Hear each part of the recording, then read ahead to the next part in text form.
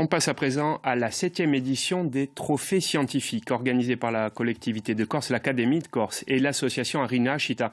Ces trophées qui se tenaient il y a quelques jours à Corté, une édition qui a convié 260 élèves de la maternelle au lycée qui ont ainsi présenté leur prototype. Et vous allez le voir, ces jeunes inventeurs ont un esprit scientifique bien aiguisé, comme ont pu le constater Sarah Defranchi avec Quentin Sille. Fabriquer des huiles essentielles, des cosmétiques, prendre des photos ou encore reconnaître les planètes du système solaire.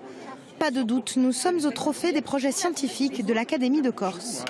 C'est ici que l'on découvre que fabriquer soi-même un savon n'est finalement pas sorcier. Ce sont des produits 100% naturels, des produits locaux ici, puisqu'il y a du pain à riz ou de la nébida par exemple ici. Dans ce savon, donc on a fabriqué aussi à base de glycérine et d'huile de coco. Je te préviens, à 10 secondes, je vais prendre la photo et pendant 6 secondes, il ne faut plus que tu bouges. Ok ? Quelques stands plus loin, on se fait tirer le portrait avec un appareil photo construit à l'école.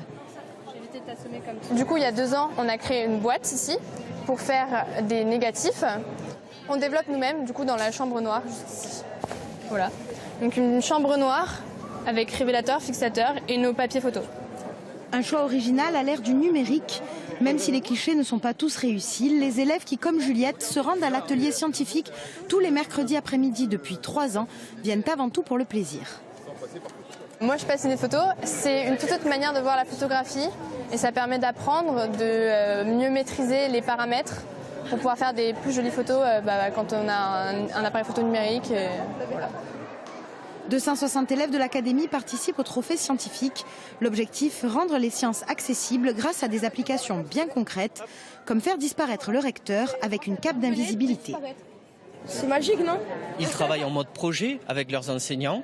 On voit bien d'ailleurs, ils ne veulent pas tous faire de la science plus tard, mais ils s'intéressent tous et toutes à la science.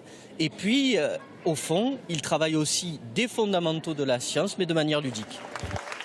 Et pour le final, les petits scientifiques ont participé à un concours et leurs plus belles innovations ont été primées.